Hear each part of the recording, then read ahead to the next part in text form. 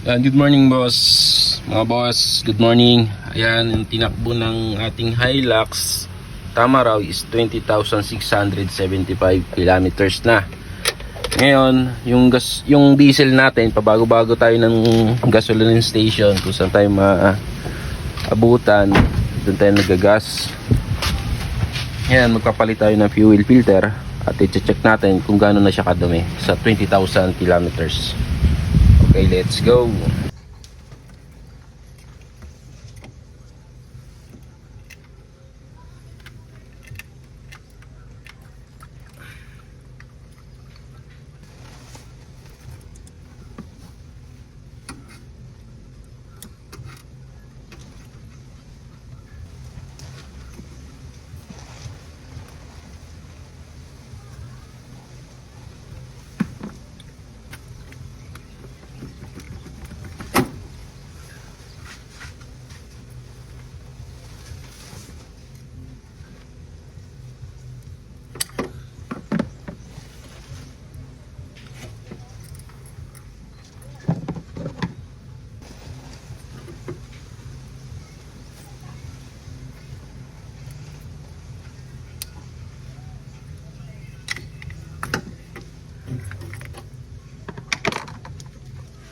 So ito yung fuel filter housing natin. So nandyan yung filter natin.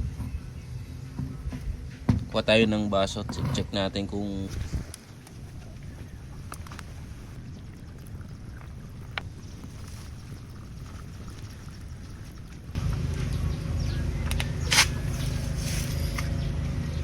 so, ito yung mga boss, medyo malinis yan. Halos wala pang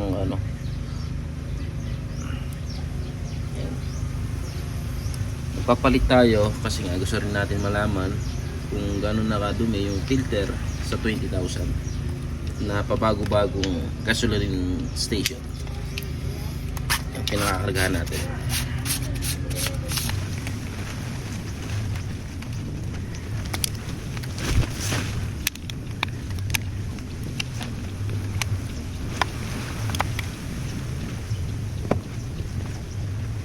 Ayan, bali ganito na itsura ng fuel filter natin sa loob ng 20,000 kilometers.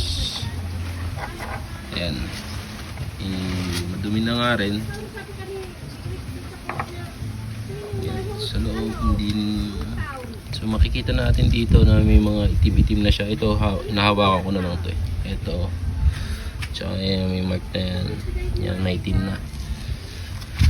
So yun lang mga boss, at hintay lang natin yung pesa natin, tapos balik ulit natin.